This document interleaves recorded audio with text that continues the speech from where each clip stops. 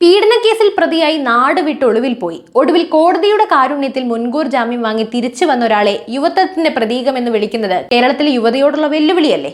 ഇതാണോ കോൺഗ്രസ് ഉയർത്തിപ്പിടിക്കുന്ന പുതിയ രാഷ്ട്രീയ സംസ്കാരം?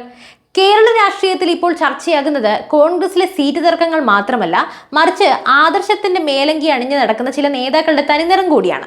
രാഹുൽ മാങ്കൂട്ടത്തിൽ എന്ന യുവ നേതാവ് PJ കുര്യന്റെ ചെവിയിൽ രഹസ്യം മന്ത്രിക്കുന്ന ദൃശ്യങ്ങൾ പുറത്തു വരുമ്പോൾ അത് കേവലം ഒരു കൂടിക്കാഴ്ചയല്ല, മറിച്ച് തന്റെ ഭൂതകാലത്തെ പാപക്കറകൾ കഴുകിക്കളയാനും എങ്ങനെയെങ്കിലും ഒരു നിയമസഭാ സീറ്റ് തരപ്പെടുത്താനുമുള്ള ദയനീയമായ ഒരു പാദസേവയാണ്.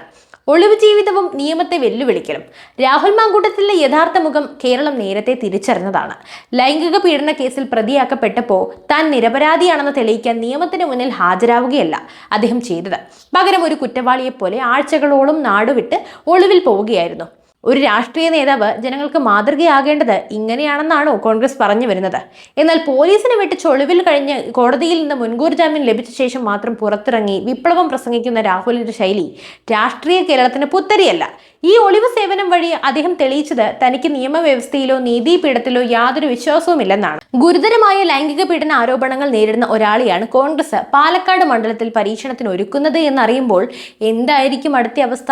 VD സതീശൻ പറയുന്ന യുവത്വവും തിളക്കവും പീഡന കേസുകളിൽപ്പെട്ട് ജാമ്യത്തിൽ നടക്കുന്നതാണോ? PJ കുര്യൻ തന്നെ തുടക്കത്തിൽ സൂചിപ്പിച്ചത് ഇത്തരം ആരോപണ വിധേയരെ മാറ്റി നിർത്തണമെന്നാണ്. അദ്ദേഹം പാർട്ടിയിലില്ല എന്ന് കുര്യൻ പറഞ്ഞത് ഒരുപക്ഷെ ഇത്തരം കുറ്റാരോപിതരെ കോൺഗ്രസ് പ്രവർത്തകനായി അംഗീകരിക്കാൻ അദ്ദേഹത്തിന്റെ മനസ്സ് അനുവദിക്കാത്തത് കൊണ്ടാകാം. ആരോപണങ്ങളുടെ നിഴലിൽ നിൽക്കുന്ന ഒരാൾക്ക് വേണ്ടി സീറ്റ് വിഭജന ചർച്ചകളിൽ പിടിമുറുക്കുന്ന നേതൃത്വം സ്വന്തം കൊടി ഇങ്ങനെ തൊണ്ടിക്കൊണ്ടേയിരിക്കുകയുമാണ്.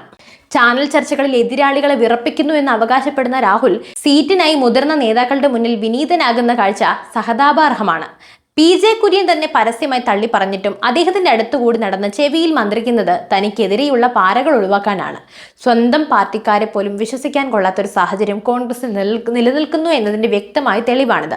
മുഖ്യമന്ത്രി മോഹികളായ ഒരു ഡസൻ നേതാക്കൾക്കിടയിൽ തന്റെ ഇടം കണ്ടെത്താൻ രാഹുൽ നടത്തുന്ന ഈ പിൻവാതിൽ രാഷ്ട്രീയത്തിന് ജനങ്ങൾ വില നൽകുമോ? കോൺഗ്രസിനുള്ളിലെ പൊട്ടിത്തെറി. VD സതീശൻ 100 സീറ്റുകൾ സ്വപ്നം കാണുമ്പോൾ താഴെത്തട്ടിൽ പ്രവർത്തകർ ചോദിക്കുന്നത് ഒന്നേയുള്ളൂ: ക്രിമിനൽ കേസുകളിൽ പ്രതിയായവരെ അല്ലാതെ വേറെ ആരെയും കോൺഗ്രസിന് കിട്ടാനില്ലേ? UDFനും കിട്ടാനില്ലേ?